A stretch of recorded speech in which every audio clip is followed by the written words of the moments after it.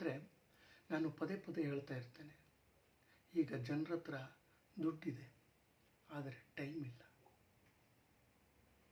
ಬೆಳಿಗ್ಗೆ ಹೇಳುತ್ತಲೇ ಅವಸರವಾಗಿ ಆಫೀಸಿಗೆ ಓಡು, ಸಾಯಂಕಾಲ ಲೇಟಾಗಿ ಮನೆಗೆ ಬಾ, ಸುಸ್ತಾಗಿರುತ್ತೆ ಮಲಗು, ಬೆಳಗ್ಗೆ ಎದ್ದು ಯಥಾ ಪ್ರಕಾರ ಆತುರವಾಗಿ ಆಫೀಸಿಗೆ ರೆಡಿಯಾಗು. ಮತ್ತು ಕೆಲವು ಸ್ನೇಹಿತರಿಗೆ ಸ್ಯಾಟರ್ಡೆ ಸಂಡೇ ರಜೆ ಇರುತ್ತೆ. ರೆಸ್ಟ್ ಹೆಸರಲ್ಲಿ ಫುಲ್ ಡೇ ಮಲಗೋದು, ಸಾಯಂಕಾಲ ಆಗ್ತಿದ್ದಂಗೆ ಯಾವುದಾದ್ರೂ ಬಾರ್ ಆ್ಯಂಡ್ ರೆಸ್ಟೋರೆಂಟಲ್ಲಿ ಸೆಟ್ಲ್ ಆಗೋದು. ಇದು ಅವರ ಲೈಫ್ ರೂಟೀನ್ ಆಗಿರುತ್ತೆ. ಹೀಗಿದ್ದಾಗ ಬಿ ಪಿ ಶುಗರ್ ಕಂಟ್ರೋಲ್ ಆಗೋ ಅಂದರೆ ಹೇಗಾಗುತ್ತೆ ಸ್ನೇಹಿತರೆ? ಹಾಗಾದರೆ ಏನು ಮಾಡಬೇಕು ಸ್ನೇಹಿತರೆ? ವಾರದಲ್ಲಿ 3-4 ಡೇಸ್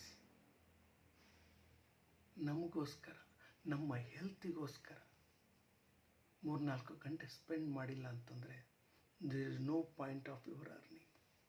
ತಿಳ್ಕೊಳ್ಳಿ,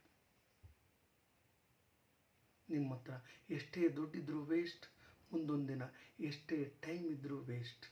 ಯಾಕೆಂದರೆ ಕಾಲ ಮಿಂಚು ಹೋಗಿರುತ್ತೆ ಸ್ನೇಹಿತರೆ. ಏನು ಮಾಡಬೇಕು? ವಾಕಿಂಗ್ ಮಾಡಬೇಕಾ? ರನ್ನಿಂಗ್ ಮಾಡಬೇಕಾ? ಫಿಟ್ನೆಸ್ ಮಾಡಬೇಕಾ? ಯಾವ ಥರ ಮಾಡಬೇಕು ಫಿಟ್ನೆಸ್? ಸ್ಪೋರ್ಟ್ಸ್ ಆ್ಯಕ್ಟಿವಿಟಿಯಲ್ಲಿ ಮೈಗೂಡಿಸ್ಕೊಳ್ಬೇಕು ಅಂದರೆ ಯಾವ sports?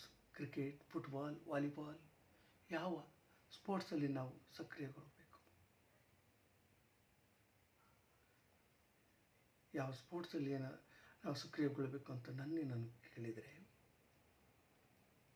Shuttle badminton is the best choice ಸ್ನೇಹಿತರೆ. ಯಾಕೆಂದರೆ less injury. Shuttle badminton is a lifetime game. Lifelong you can play. ನನ್ನ ಪ್ರಕಾರ 7-8 ಕಿಲೋಮೀಟ್ರ್ ವಾಕ್ ಮಾಡೋದು ಒಂದೇ, 1 ಗಂಟೆ ಬ್ಯಾಡ್ಮಿಂಟನ್ ಆಡೋದು ಒಂದೇ.